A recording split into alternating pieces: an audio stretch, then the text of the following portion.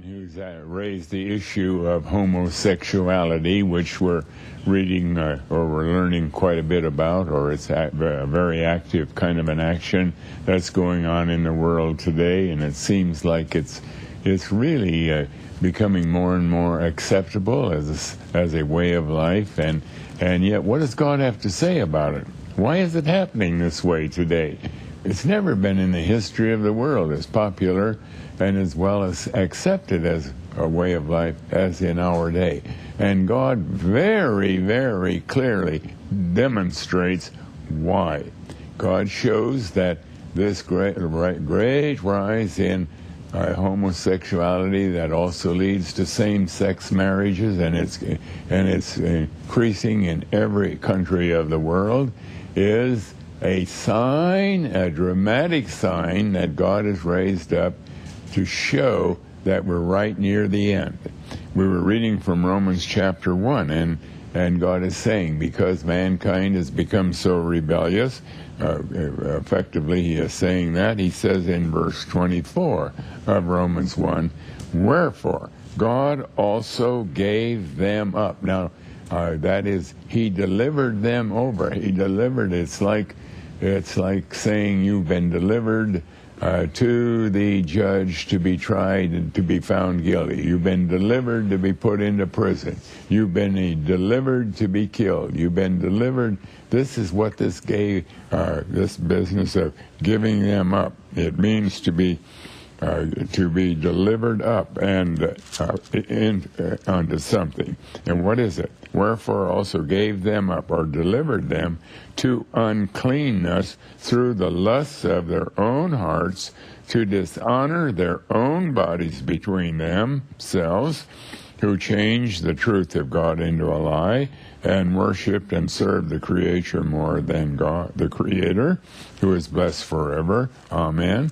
For this cause, God gave them up. Again, the same word. They delivered them up unto vile affections. For even their women did change the natural use under which is against nature. And likewise also the men, leaving the natural use of the women, burned in their lust one toward another, men with men, working that which is unseemly, and receiving in themselves the recompense of their error, which was meat, that is, which they deserve. And then it goes on to give more than 20 more very grievous sins that would become more and more common at this time. And now we wonder, well, why did God do that? And we go back to Jude, verse 7.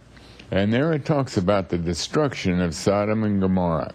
And when we look at the destruction of Sodom and Gomorrah about 4,000 years ago, we find that the big sin that was in evidence was that they were very, very involved with homosexuality.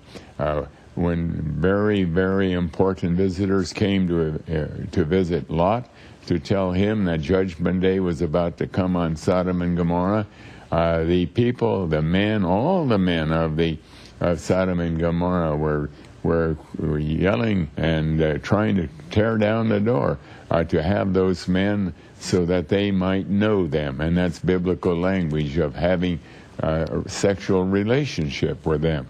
And God picks up that in Jude chapter 7.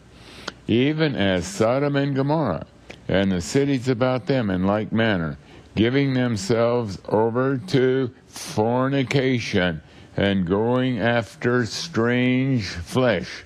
That's another way of speaking of homosexuality. Are set forth for an example, suffering the vengeance of eternal fire. In other words, God uses the destruction of Sodom and Gomorrah as a portrait, as a picture of Judgment Day, and the big sin that was in evidence in Sodom and Gomorrah, because that very night the Sodom and Gomorrah were destroyed, completely destroyed by fire. And that was a picture of Judgment Day that's coming And the big sin that's in evidence on that day before they were destroyed was homosexuality. And so God effectively is saying here, he is saying this is an example of eternal fire, that is of being destroyed forevermore, and not in a fire that burns forevermore, but that you yourself are eternally destroyed. And so when we tie that into Romans chapter 1, which we have read, we see that God in his mercy has delivered people over, has allowed this particular sin to develop without any restraint of any kind. God delivered them up to some homosexuality as a sign that we're right on the threshold of Judgment Day.